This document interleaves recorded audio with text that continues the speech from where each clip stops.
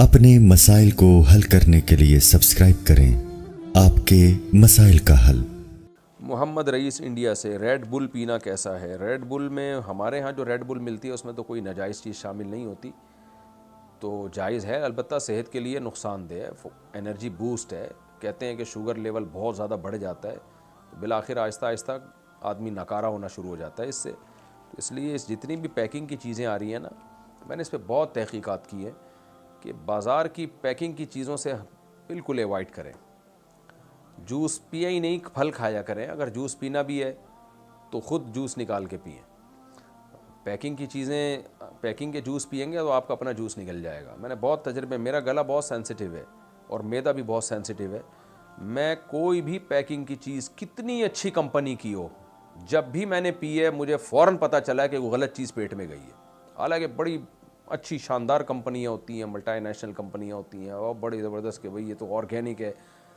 भाई पैकिंग की चीज़ों में 20 दफ़ा तजर्बा हो चुका है। आप फ्रेश कोई भी चीज़ पिएं, घर की चीज़ खाएं तो कुछ भी नहीं होता, सेहत फिटफाट रहती है। तो मैं अपना तजर्बा शेयर कर रहा हूँ, हो सकता है मेरी तहकीक गलत हो। तो ये रेड बुल छोड़ दें। ये कंपनियों को जो है ना, उनको पैसा जा रहा है सारा, आपकी सेहतें बर्बाद हो रही हैं। ऑर्गेनिक चीज़ों पे आएँ, देसी चीज़ों पे आएँ। और अगर थकावट कभी हो रही है तो आराम करें, सो जाएं। नेचुरल तरीक़ा तो यही है। अगर ये क्या है, ज़ाकिर हुसैन गुजरात से, मेरी बेटी की शादी है और उसकी नानी इद्दत में है, वो कैसे शिरकत करें? क्या वो इद्दत में घर तब्दील कर सकती हैं? नहीं कर सकती, उनको इद्दत पूरी करना लाजिम है। शादी कोई ऐसा शरई उज़र नहीं है शादी में शिरकत के उसकी वजह से इद्दत छोड़ने की गुंजाइश हो। क्या हामिला औरत नफली रोज़ा रख सकती है? जी बिल्कुल रख सकती है, अगर रखना चाहे। क्या खरगोश खाना जायज़ है? जी बिल्कुल जायज़ है। हरम शरीफ में काबे की तरफ बैठकर तस्वीर खिंचवाना जायज़ है? जायज़ है, लेकिन वहाँ काबे में बैठ के अल्लाह अल्लाह किया करें, तवाफ़ किया करें। ठीक है, एक आध तस्वीर ले ली यादगार के तौर पे, ठीक है, लेकिन वहाँ तो सेल्फ़ी गिरी का पूरा प्रोग्राम चल रहा होता है। मुझे तो बड़ा ही अजीब सा लग रहा होता है, अल्लाह के घर में खड़े हुए हो और शोबाजियों में लगे हुए हो। भाई इससे तो रूहानियत सारी ख़त्म हो जाती है। दिल इंसान का सियाह होने का ख़तरा होता है। बैतुल्लाह में जाएँ तो उसकी अज़मत जहन में रखें, तवाफ़ करें, ज़िक्रुल्लाह करें, मोहब्बत से देखें बैतुल्लाह को, दुआएँ मांगें। इन कामों को फ़ोकस करना चाहिए। किसी के पैर छूना कैसा है? देखें, इस अमल के नाजायज़ होने की कोई दलील नहीं है। फ़ी नफ्सी ही तो एक जायज़ अमल है, किसी के भी अक़ीदत में पाँव छू सकते हैं, लेकिन इतनी अक़ीदत में, यानी किसी के अदब में इतना गुलूव करना, इससे नुकसानात बहुत होते हैं आगे चल के। तो इसलिए इससे अवॉइड करना ही बेहतर है। बाज़ चीज़ों पे पाबंदी इसलिए लगाई जाती है कि वो किसी बड़े फ़साद का फ्यूचर में ज़रिया बन सकती है। तो हम नहीं देखते कि सहाबा इकराम एक दूसरे के पैर छूते हों, या नबी सल्लल्लाहु अलैहि वसल्लम के कभी पैर छुए हों आके। तो मेरे इल्म में ऐसी रिवायत नहीं। अगर बिलफ़र्ज़ हो भी तो नबी सल्लल्लाहु अलैहि वसल्लम के साथ तो ऐसा किसी ने किया, तो आप सल्लल्लाहु अलैहि वसल्लम की शान तो ऐसी है कि उसकी तो आपकी जितनी ताज़ीम की जाए कम है।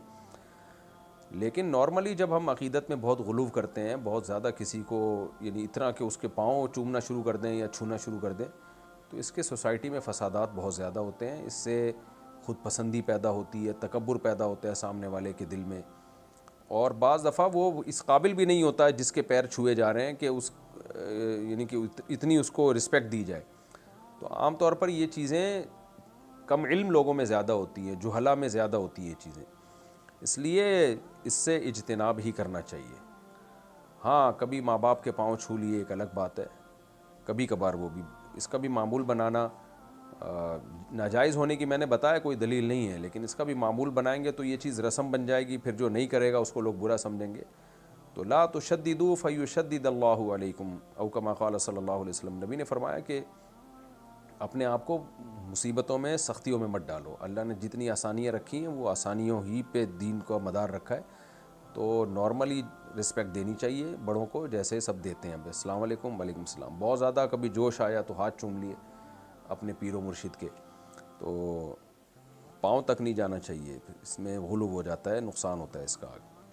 इसलिए इस रस्म से इज्तिनाब लाजिम है। आसिफ़ा साहिबा साउथ अफ्रीका से, अगर औरत की आवाज़ घर से बाहर चली जाए तो इसके बारे में क्या हुक्म है?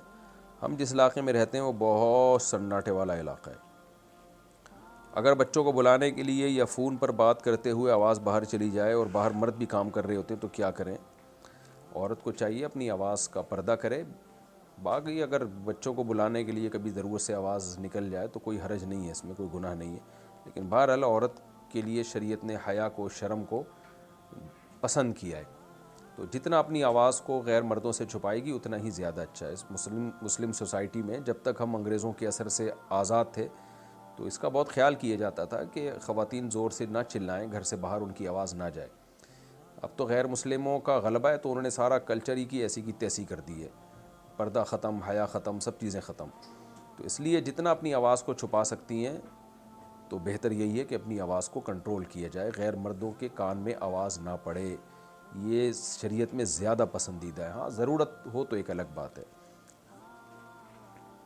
باقی رات کے وقت بچے باہر گئے ہیں اور ان کو بلانا پڑ رہا ہے آواز دے کے، تو ظاہر ہے رات کے وقت اور ملک بھی افریقہ ہے تو خطرہ ہوتا ہے وہاں پہ، کیونکہ وہاں جو ڈاکو بھی ہوتے ہیں وہ اندھیرے میں نظر ہی نہیں آتے، ان کے کلر اور اندھیرے کا کلر ایک ہی جیسا ہوتا ہے. تو اس میں تو ظاہر ہے آواز دینا ہی پڑے گی، بے شک غیر مرد کے کان میں آواز چلی جائے، لیکن بچے کی سیکیورٹی زیادہ ضروری ہے. یہ کیا لکھا ہے جی؟ اداس خان کراچی سے، آنکھیں بند کر کے نماز پڑھنا کیسا ہے؟ خلاف سنت ہے. نبی صلی اللہ علیہ وسلم آنکھیں کھول کے نماز پڑھا کرتے تھے. جو اذان دے کیا وہی اقامت دے سکتا ہے یا کوئی اور بھی دے سکتا ہے؟ جو شخص اذان دے اقامت اسی کا حق ہے، تو اس کی اجازت سے کوئی بھی دے سکتا ہے، لیکن اس کی اجازت کے بغیر یہ عمل ٹھیک نہیں ہے. کیا فرض نماز جماعت سے پڑھنا ضروری ہے؟ اگر کام میں مشغولیت کی وجہ سے 1-2 گھنٹے کے بعد پڑھے تو کیا وہی ثواب ملے گا؟ فرض نماز مسجد میں جا کے پڑھنا ضروری ہے، صرف جماعت سے نہیں بلکہ مسجد کی جماعت سے پڑھنا ضروری ہے. تو اگر مسجد قریب میں نہیں ہے، بہت دور جانا پڑتا ہے، تو پھر آپ اپنے ہی علاقے میں جماعت کرائیں، تو پھر بھی انڈیویجولی نہیں پڑھی جائے گی، جماعت سے ہی پڑھی جائے گی. کوئی پڑھنے والا ہی نہیں ہے جماعت سے تو پھر مجبوری میں اکیلے پڑھی جائے گی. تو کام کی وجہ سے 1-2 گھنٹے بعد نہیں پڑھیں، کام کو 1-2 گھنٹے بعد ڈیلے کریں. تو جماعت سب سے بڑا کام ہے، جماعت سے فرض نماز پڑھنا. اس کام کو تمام کاموں پہ آپ تمام کاموں سے جماعت سے نماز پڑھنے والے کام کو آپ سپیریئر رکھیں، یہ اللہ کا حکم ہے. ہاں کوئی کام ایسی نوعیت کا ہے، کوئی خدا نہ خواہ جیسے ڈاکٹر آپریشن تھیٹر میں ہے، یا کوئی مریض کو ایمرجنسی ہو گئی ہے، کسی کو ہاسپٹل لے کے جانا ہے، مر جائے گا یا نقصان ہوگا، وہ ایک الگ بات ہے. نارملی جو روزمرہ کے کام ہوتے ہیں تو جماعت کو ان کاموں پر ترجیح دینی چاہیے. نبی صلی اللہ علیہ وسلم نے فرمایا لا صلاۃ لجار المسجد الا فی المسجد، جس کے قریب میں مسجد ہو تو اس کی نماز مسجد ہی میں ہوتی ہے، گھر پہ پڑھے گا تو نہیں ہوگی. مطلب یہ کہ اس کو پورا ثواب نہیں ملے گا، فرض ادا ہو جائے گا. نینا USA سے، میرا نماز میں بالکل دل نہیں لگتا، بہت کوشش کرتی ہوں لیکن دل نہیں لگتا، پھر کچھ نمازیں پڑھ کے چھوڑ دیتی ہوں، مجھے لگتا ہے کہ میرے اوپر جادو ہوا ہے، میں کیا کروں اور جادو کا کیسے پتہ لگاؤں؟ تیرے اوپر کوئی جادو نہیں ہوا، آپ نے کہا نا میرے اوپر جادو ہوا. کوئی پتہ لگانے کی ضرورت نہیں ہے، الو بنانے والے مارکیٹ میں بہت ملیں گے آپ کو.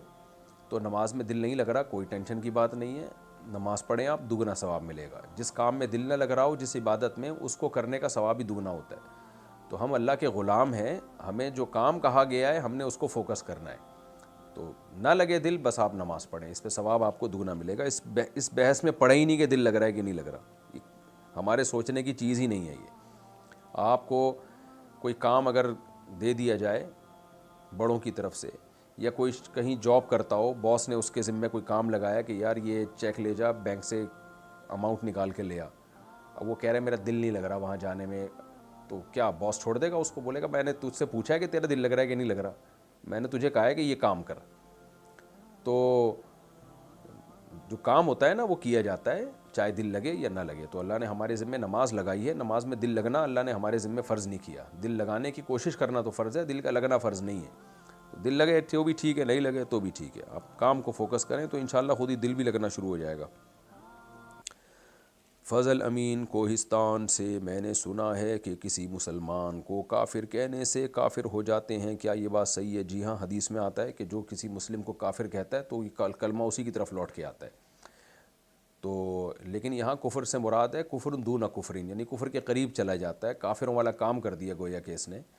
یعنی کام کا مطلب اتنا کبیرہ گناہ کیا، کبیرہ گناہ تو کافر ہی کرتے ہیں، تو اس لیے اس سے اوائڈ کرنا لازم ہے، کسی مسلمان کو کافر نہیں کہنا چاہیے۔